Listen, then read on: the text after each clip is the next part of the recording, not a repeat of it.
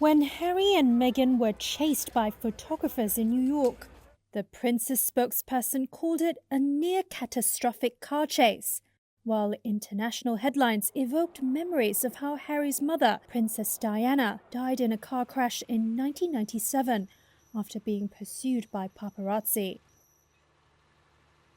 On the flip side, police in New York described the encounter as relatively brief and said there had been no injuries, collisions, or arrests. While the details remain murky, it's yet another story in the couple's battle with the press. They cited media intrusion as one of the reasons for stepping back from royal duties and moving to California in 2020.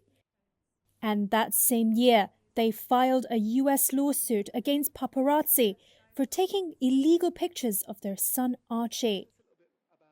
But what are the rules for these photographers? It turns out the answer varies depending on where you are. In the US, photographers may take pictures in all public places. New York does not have specific laws addressing paparazzi.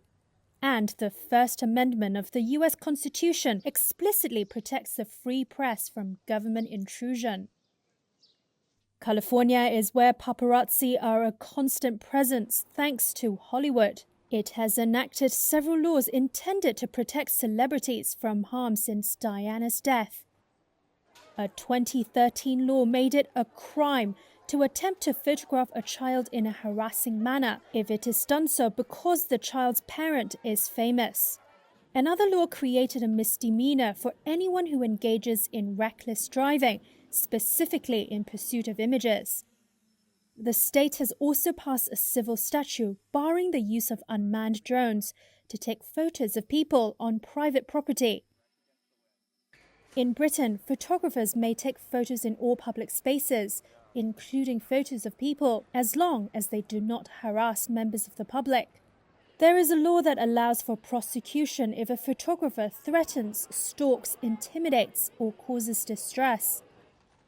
Shortly after Diana's death, a voluntary body for British publishers agreed that journalists should not engage in intimidation, harassment, or persistent pursuit and should stop if asked to do so by their target. There has also been an unwritten understanding between Buckingham Palace and the press not to publish unsolicited pictures of royal children since Diana's death. News photographers both in the UK and the US operate under ethical standards, apart from legal considerations.